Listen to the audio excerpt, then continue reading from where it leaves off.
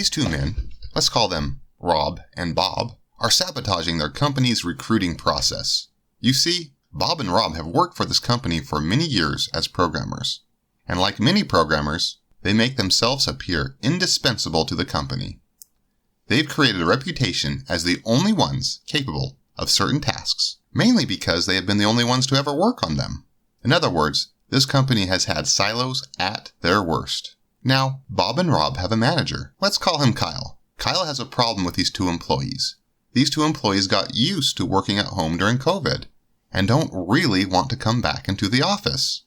Well, Kyle is frustrated because communicating with the two employees is difficult, and he would really like to get them into the office. Additionally, he's getting heat from his superiors because returning to work is a company-wide policy. Other employees in different departments are now saying, "Hey, Rob and Bob are working from home, so why can't we do it as well? How is that fair?" Furthermore, people are beginning to wonder, "Hey, do you know that Bob and Rob are even getting anything done?" Deep down inside, Kyle feels that they are only working half a day for a full day's wage. Also, they seem to be unavailable when he tries to reach them, and there always seems to be an excuse for their absence.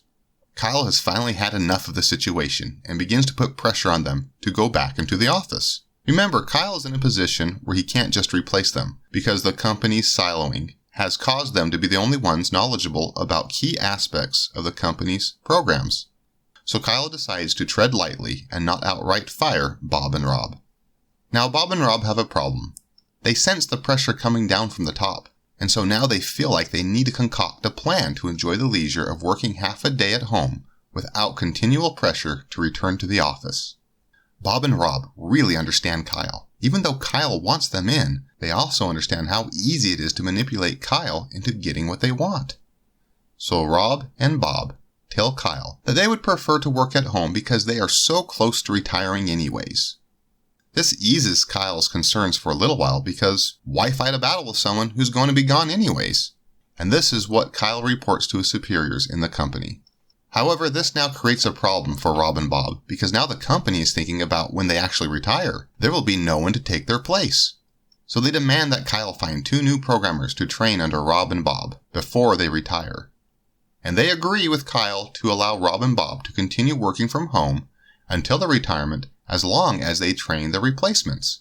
So Kyle goes back to Rob and Bob and lets them know that they can work from home until they retire on one condition, if they help hire and train the replacements, so the company can handle their departure.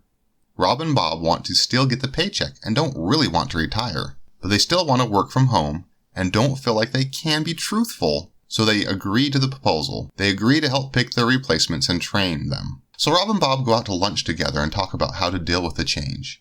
They realize it's easy. All they have to do is stall the hiring process so the company can't find the replacements. Kyle, acting in good faith, places ads on Indeed and other job sites and gets many qualified top-notch candidates to come in for interviews. Rob and Bob join the job interviews on Zoom. They participate very little and find trivial reasons as to why each candidate should not be hired. Kyle, unaware that Rob and Bob are outsmarting him, has to keep reporting to his superiors that they have had many candidates come in for interviews, but none of them have been qualified for the job. This takes the pressure off Rob and Bob because it looks like they are trying, and there seems to be evidence of this due to the number of interviews taking place.